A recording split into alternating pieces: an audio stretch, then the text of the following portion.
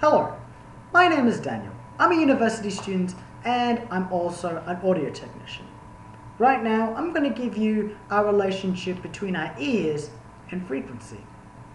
First of all, from this course, we all found out that the average human perception of frequency is 20 Hz to 20,000 Hz.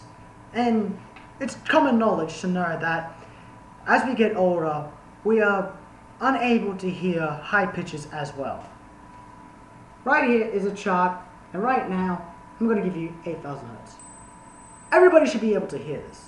And everybody also knows I'm going to increase the frequency. And depending on how old you are, it'll fade away at a certain time.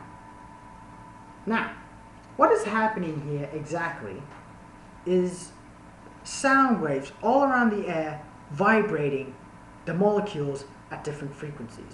In a chain reaction where they're hitting each other and moving at each other, sending all these molecules vibrating at different frequencies, making them and sending it into our ear from whichever source, it then goes into the ear canal, which then travels into the eardrum, which acts like a diaphragm, as in it omits different frequency variations clearly. Anyways, and specifically, they send that to these tiny little bones that also vibrate specifically, which are very important because it then gets into the cochlea, which you should really pay attention to this. This is getting really interesting. The cochlea is where those frequencies are filtered and recognized. Spiral in real life, easier to understand when it's drawn in a straight line. The cochlea has a vascular membrane, a membrane that is filled with fluid that vibrate at all these different frequencies. And these frequencies are picked up by these tiny little hairs that are all assigned to a certain frequency.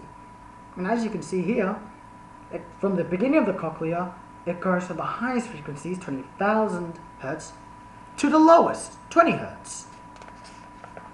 Now, say for an example, we use a sine wave at 17,000 Hz.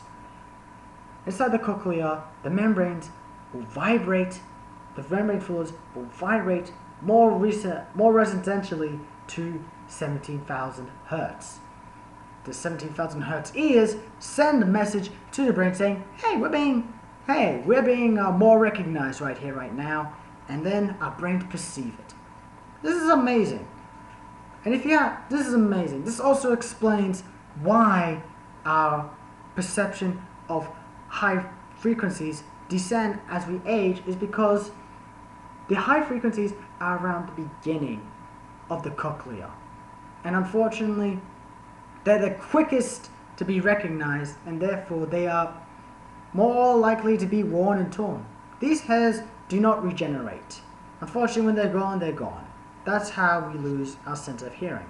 But something you should take from this is that example was just a sine wave, a single energy sine wave. Right now, as I'm talking, as you are listening, all these different frequencies are being vibrated throughout the molecules in the air. And when they enter into our ear, it's more than one frequency, usually at a time.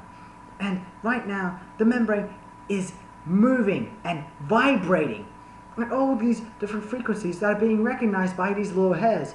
And they're sending a message to the brain which processes all of that. What I really want you to take from this is not only a better understanding of hearing and frequency, but also how the recording equipment, all the audio equipment, is kind of similar to our own human bodies and our own ears. Also, what I hope you take from this is to really give you a little bit more to think about when you're mixing, especially when you're dealing with your frequencies and you're filtering and putting on certain effects.